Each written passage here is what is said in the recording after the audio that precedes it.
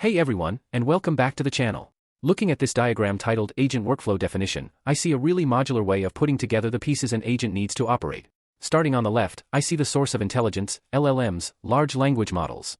There are multiple here, labeled LLM1 and LLM2, accessed through an API. This set of LLMs is wrapped up in something called VLLM, and I also see the NVIDIA Inference Microservice logo.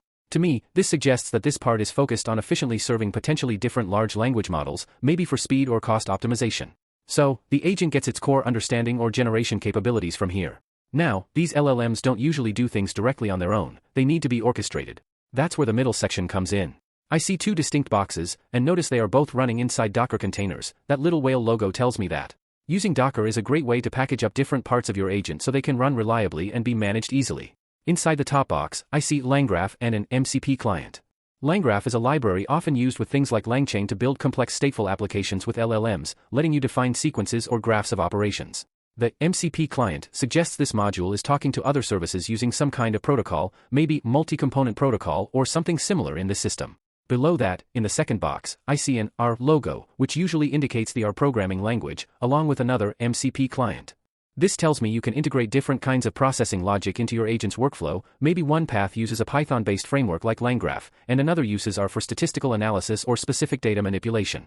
Again, it's containerized with Docker for consistency. These middle pieces, the LangGraph and the R modules, running as MCP clients, are what define the actual steps or logic of the agent's workflow. They receive input, likely from the LLMs or maybe another part of the system not shown, process it, and decide what needs to happen next. What do they interact with? That leads me to the right side of the diagram, MCP Server Tools. I see MCP Server Tool 1, Tool 2, and Tool 3. These are also running in Docker containers, acting as servers that the MCP clients in the middle can communicate with. These tools are where the agent connects to the outside world or performs specific actions. For example, MCP Server Tool 1 is connected to PostgreSQL, a database. This tool might handle reading or writing data the agent needs. MCP Server Tool 2 is connected to WhatsApp. This tool could allow the agent to send or receive messages. MCP Server Tool 3 is connected to Slack. Similarly, this tool might enable communication within a team environment. So, putting it all together, I see a workflow where an LLM provides understanding or text dash that goes to a processing module, like LangGraph or R, running in a container dash. That module decides to use a specific external service dash. It communicates with the appropriate tool server, also in a container, via the MCP protocol dash. The tool then interacts with the external system, like a database or messaging app dash, and the result might come back through the MCP protocol to continue the workflow.